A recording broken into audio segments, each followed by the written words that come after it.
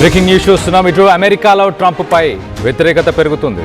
ఇటు ట్రంప్ పైన US army మాజీ చీఫ్ ర్యాండీ జార్జ్ సంచలనమైన కామెంట్స్ చేశారు.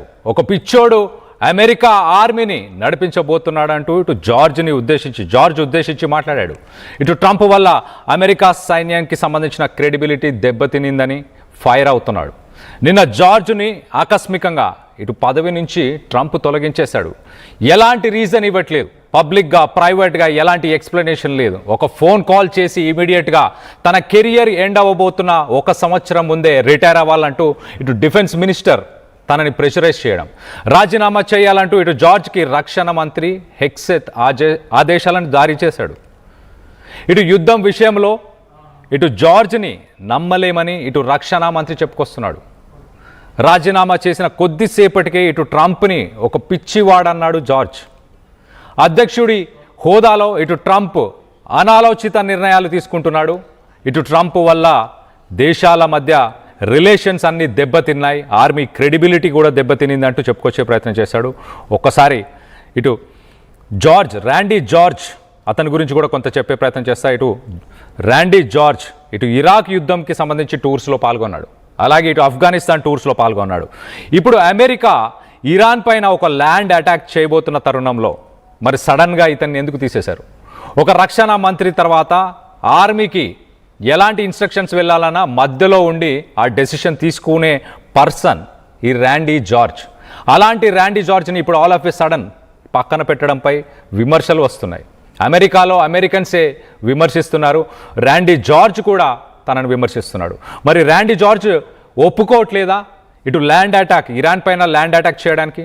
ట్రంప్ 2-3 వారాల్లోనే ఇటు ఖచ్చితంగా ఇరాన్ మీద ఒక కన్క్లూషన్కి రాబోతున్నాం, యుద్ధం ముగియబోతుంది 2-3 వారాల్లోనే అని చెప్పాడు. అంటే ఆ 2-3 వారాల్లో ఇటు పవర్ ప్లాంట్స్ని డెస్ట్రాయ్ చేయాలనుకున్నారా, లేకపోతే ఇటు 16 కిలోమీటర్ల దూరం నుంచి ఇరాన్కి సంబంధించిన కర్గ్ ఐలాండ్ 90% ఇరాన్కి సంబంధించిన ఆయిల్ అక్కడి నుంచే సరఫరా అవుతుంది, దాన్ని సముద్ర తీరంలో అది ఇటు ఇరాన్ నుంచి 16 కిలోమీటర్ల దూరం ఉంది, దాన్ని అటాక్ చేద్దామంటే ఇటు ర్యాండీ జార్జ్ వద్దన్నాడా? ర్యాండీ జార్జ్ వద్దంటున్నాడు అన్న రీజన్తోనే తనని తొలగించేశారా? ఇప్పుడు తన ప్లేస్లో ఇటు ర్యాండీ జార్జ్ బ్రీఫ్ కేస్ పట్టుకొని తిరిగే వ్యక్తిని ఇప్పుడు తన ప్లేస్లో రీప్లేస్ చేశారు. సో మొత్తం మీద దీనిపైన విమర్శలు వస్తున్నాయి.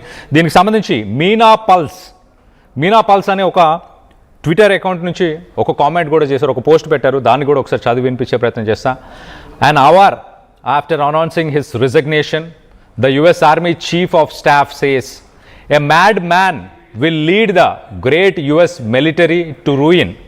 అంటే ట్రంప్ తీసుకోపోయే ఈ డెసిషన్స్ వల్ల అమెరికన్ మిలిటరీ దాని క్రెడిబిలిటీ పోతుందా?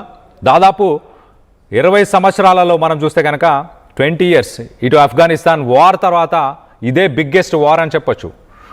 ఇటు అమెరికన్ సోల్జర్స్ ఇప్పటిదాకా ఇరాన్ భూభాగం పైన ల్యాండ్ పైన ఒక్కసారి కూడా అడుగు పెట్టలేదు. దానికి ర్యాండీ జార్జ్ ఏమన్నా ఎగనెస్ట్గా ఉన్నాడా? ట్రంప్ చర్యలని ఆయన తప్పుపట్టే ప్రయత్నం చేశాడా? తన సోల్జర్స్ ప్రాణాలు కోల్పోయే అవకాశం ఉందని వద్దని చెప్పే ప్రయత్నం చేశాడా?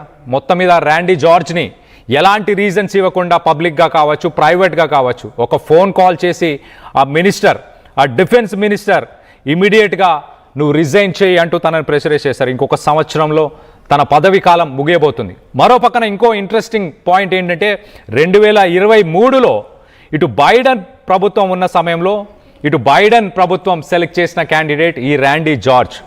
మరి బైడెన్ సెలెక్ట్ చేశాడు, దానివల్ల అతన్ని రిమూవ్ చేసే ప్రయత్నం చేశారా? ఇటు ర్యాండీ జార్జ్ ఒక్కడినే రిమూవ్ చేయలేదు. ఇప్పటిదాకా 12 మంది జనరల్స్, ఒక 4 స్టార్ జనరల్ అని చెప్పొచ్చు, తన యూనిఫామ్ మీద 4 స్టార్లు ఉంటాయి, అలాంటి 4 స్టార్లు ఉన్న జనరల్స్ని ఇప్పటిదాకా 12 మందిని రిమూవ్ చేశారంటే అర్థం చేసుకోవచ్చు. సో టాప్ లెవెల్లో ఇటు అమెరికాకు సంబంధించిన టాప్ లెవెల్ ఆర్మీకి సంబంధించిన జనరల్స్ అందరినీ 12 మందిని ఇటు ట్రంప్ వచ్చిన తర్వాత వారందరినీ రిమూవ్ చేశాడు. వాళ్ళ బ్రీఫ్ కేసులు మోసేవాళ్ళు, ఇలాంటి జనరల్స్కి అసోసియేట్స్గా పనిచేసే వాళ్ళని ఇప్పుడు ఆ ప్లేస్లో రిక్రూట్ చేసుకున్నారు. దీనిపైన ప్రపంచ దేశాలు కూడా ఒక కన్నేసి చూస్తున్నాయి. ట్రంప్ తీసుకునే డెసిషన్స్ ఇంత ఘోరంగా ఎందుకున్నాయంటూ ఇటు అమెరికన్స్ కూడా క్వశ్చన్ చేస్తున్నారు. మరి ల్యాండ్ అటాక్ ఒక 2-3 వారాల్లోనే యుద్ధం ముగియబోతుంది అంటూ ఇటు ట్రంప్ చెప్పిన తరుణంలో మరి నిజంగానే ఒక ల్యాండ్ అటాక్ ఏమన్నా ప్లాన్ చేశారా? దానికి ర్యాండీ జార్జ్ వ్యతిరేకంగా ఉన్నాడా? కార్గ్ ఐలాండ్ లేకపోతే ఇటు స్ట్రెయిట్ ఆఫ్ హార్మోస్ పైన ఫ్లైట్స్తో కావచ్చు, నావీతో కావచ్చు, ఇప్పుడు దాదాపు ఇటు 84th బెటాలియన్కి స్క్వాడ్రన్కి సంబంధించిన వ్యక్తులు ఇప్పుడు ల్యాండ్ అటాక్ కోసం సిద్ధంగా ఉన్నారు. దానికి సంబంధించిన విజువల్స్ని మనం చూస్తున్నాం.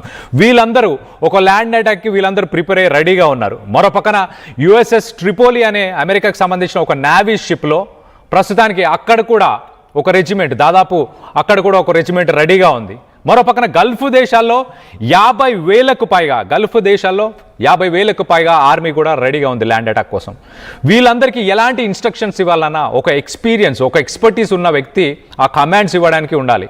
ప్రభుత్వానికి ఆర్మీకి మధ్య ఒక ఆర్మీ చీఫ్, ఇలాంటి ఒక 4-స్టార్ జనరల్, అందులో ఎక్స్పీరియన్స్ గల జనరల్, ఇటు ఇరాక్ వార్, ఇటు ఆఫ్ఘనిస్తాన్ వార్, ఇలాంటి వార్స్ అన్నింటిలో కూడా చాలా క్లియర్గా పార్టిసిపేట్ చేసిన వ్యక్తి ఇతను. అంత ఎక్స్పీరియన్స్, ఎక్స్పర్టీస్ ఉన్న ఆ వ్యక్తికి సంబంధించిన బ్రీఫ్ కేసెస్ మోసే తన అసోసియేట్ని, తన ఫార్మర్ని ప్రస్తుతానికి తన ప్లేస్లోకి ఈ ర్యాండీ జార్జ్ ప్లేస్లోకి అతన్ని రీప్లేస్ చేస్తున్నారు. అంటే ఇతన్ని తీసేసి ఈయన బ్యాగులు మోసే, ఈయన బ్రీఫ్ కేసు మోసే వ్యక్తిని రీప్లేస్ చేస్తున్నారు. సో ఏం జరుగుతుంది? అమెరికన్స్ వ్యతిరేకిస్తున్నారు. ఇటు తనను రిజైన్ చేసిన ఒక గంట తర్వాతనే తను ఈ స్టేట్మెంట్ ఇచ్చే ప్రయత్నం చేశాడు. ఒక పిచ్చివాడు అమెరికా మిలిటరీ, ఒక గ్రేటెస్ట్ అమెరికా మిలిటరీ, ఎంతో గొప్పదైన అమెరికన్ మిలిటరీని, దాని క్రెడిబిలిటీని కూడా తుంగలో దొక్కేస్తున్నాడు అంటూ మొత్తానికైతే ఒక స్టేట్మెంట్ చేశారు. ఇటు మీనా పల్స్ కూడా ఒక పోస్ట్ కూడా పెట్టింది. ఇటు ట్రంప్, ర్యాండీ జార్జ్, మనం రైట్ సైడ్లో ఆ మిలిటరీ డ్రెస్లో ఉన్న వ్యక్తే ర్యాండీ జార్జ్. మరి ర్యాండీ జార్జ్ని సడన్గా తీసేశారు. అందులోనూ వార్ ఒక క్రిటికల్ టైంకి చేరిన సమయంలో, చాలా క్రిటికల్ సిట్యువేషన్లో మరి ఇలాంటి ఒక డెసిషన్ ట్రంప్ ఎందుకు తీసుకున్నాడంటూ మొత్తానికైతే అమెరికన్స్ కూడా క్వశ్చన్ చేస్తున్నారు. ఇటు యుద్ధం గురించి ఒకసారి మనం మాట్లాడుకునే ప్రయత్నం చేద్దాం. ఒక్కసారి యుద్ధం గురించి మనం చూస్తే కనుక ఇటు న్యూక్లియర్ రియాక్టర్స్ని ఇప్పుడు ప్రస్తుతానికి ఇజ్రాయలీ స్ట్రైక్స్లో, అమెరికన్ స్ట్రైక్స్లో ఇటు న్యూక్లియర్ రియాక్టర్ని టార్గెట్ చేస్తున్నారు. ఏ క్షణమైనా ఇరాన్లో ఉన్న పవర్ ప్లాంట్స్ని టార్గెట్ చేస్తామంటూ ఇటు అమెరికన్ ఫోర్సెస్ చెప్తున్నాయి. మరో పక్కన ఇటు ఇరాన్ ఇటు సివిలియన్ ఇన్ఫ్రాస్ట్రక్చర్ని మనం చూస్తే నిన్న కరాజ్ అనే ఒక బ్రిడ్జ్ని కూడా కూల్చివేశారు.